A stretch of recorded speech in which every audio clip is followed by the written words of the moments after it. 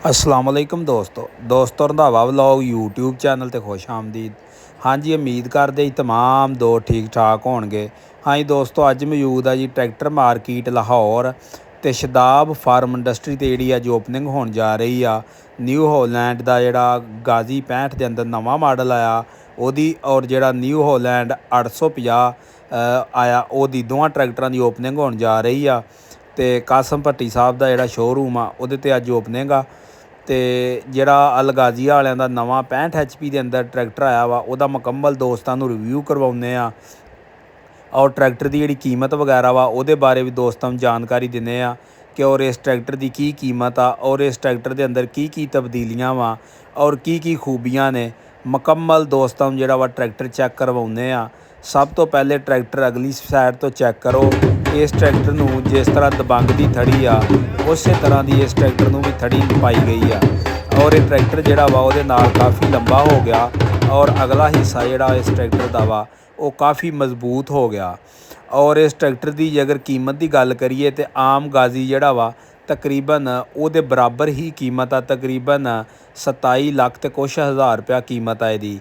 ये तक जी कंपनी ने आरजी कीमत रखी आ, और आने वाले दिनों के अंदर इसकी जी कीमत आ इनक्रीज़ हो जाएगी।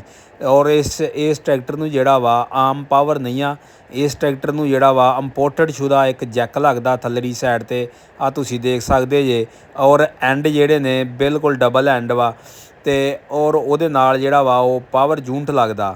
पावर जूनट दे नाल जिहड़ी है पावर कम करदी आ। जिस तरह आम ट्रैक्टरां दे ਜਿਹੜੇ न्यू होलैंड अलगाजी ਦੇ ट्रैक्टर ने उन्होंने वैसे ही थले पावर लगी हुंदी आ, और उन्होंने डंडा पावर भी सादे साडी ਜ਼ਬਾਨ ਦੇ अंदर ਇਹਨੂੰ देख सकते तुसीं थल्लड़ी साइड ते पावर यूनिट लगा वा।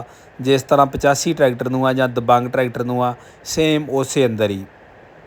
और इस ट्रैक्टर की लंबाई जी तकरीबन काफ़ी ज़्यादा वा, और ट्रैक्टर के उत्ते जी शो रखी गई आ वो फीएट 640 ट्रैक्टर की जी शो वा।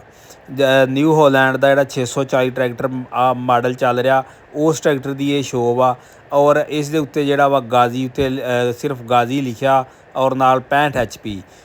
साइडां ਜਿਹੜੀਆਂ लाइटां वा वो साइड ते दित्तियां गईयां ने, जिस तरह जोड़ा वा वो फीएट 640 ट्रैक्टर दे हुंदियां ने। बाकी इस ट्रैक्टर के अंदर तकरीबन 2 तो 2.5 इंच का पीस मिल जाता वा, और उस दे नाल जोड़ा वा ट्रैक्टर लंबा हो जाता वा। ट्रैक्टर की बैक साइड की गल करिए तो बैक साइड ते भी तकरीबन 2 तो 3 तब्दीलियां कंपनी ने ਜਿਹੜੀਆਂ ਵਾ वो इस मॉडल के अंदर कीतियां ने।